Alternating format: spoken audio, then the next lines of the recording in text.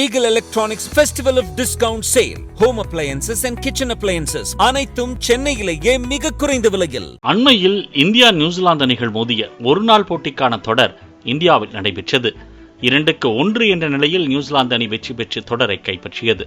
38 வருடமாக நியூசிலாந்து அணியால் இந்திய மண்ணில் ஒருநாள் தொடரை வெல்ல முடியாமல் இருந்து வந்த நிலையில் 1988 ஆண்டிற்கு பிறகு நியூசிலாந்து அணி இந்திய மண்ணில் ஒருநாள் தொடரை வென்று சாதனை படைத்தது.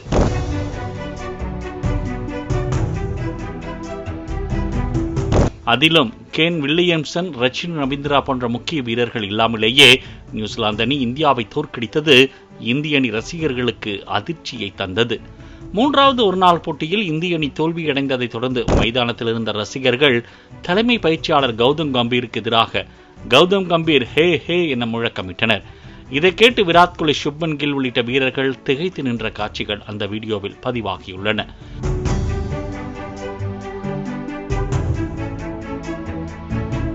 சமீப காலமாக கௌதம் கம்பீருக்கு எதிராக பலரும் சமூக வலைதளங்களில் கருத்து பதிவிட்டு வருவது வாடிக்கையாக மாறி வருகிறது. 2024 ஆண்டு கௌதம் கம்பீர் இந்திய கிரிக்கெட் அணியின் தலைமை பயிற்சியாளராக பொறுப்பேற்றார்.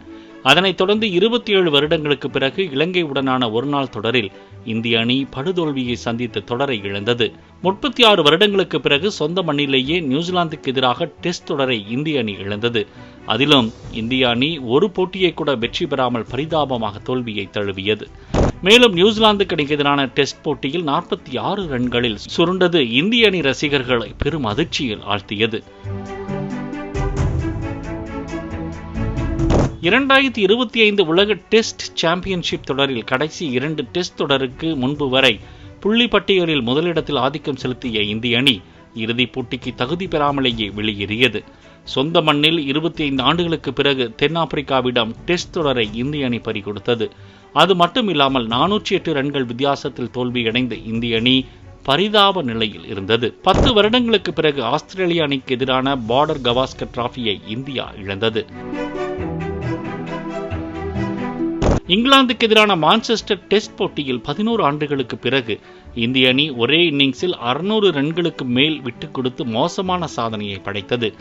இப்படி கௌதம் கம்பீர் தலைமை பயிற்சியாளராக பொறுப்பேற்ற பின் அணியில் ஏற்பட்ட மாற்றம் காரணமாக இந்திய அணி பல தோல்விகளை சந்தித்து வருவதாகவும் இதனால் இந்திய அணியை அவர் படுகொலியில் தள்ளிவிட்டதாகவும் இந்திய அணி ரசிகர்கள் சமூக வலைதளங்களில் கடுமையாக விமர்சனம் செய்து வருகின்றனர்.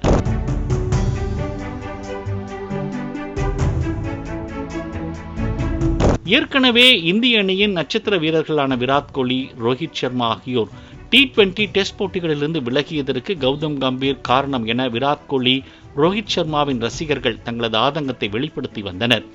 இப்போது இந்திய அணி தொடர் தோல்விகளை சந்தித்து வருவதால் எரிகின்ற தீயில் எண்ணெயை ஊற்றிய கதையாக கௌதம் கம்பீரை இன்னும் கடுமையாக எதிர்த்து வருகின்றனர். Eagle Electronics Festival of Discount Sale. Home appliances and kitchen appliances. அனைத்தும் சென்னையிலேயே மிக குறைந்த விலையில்.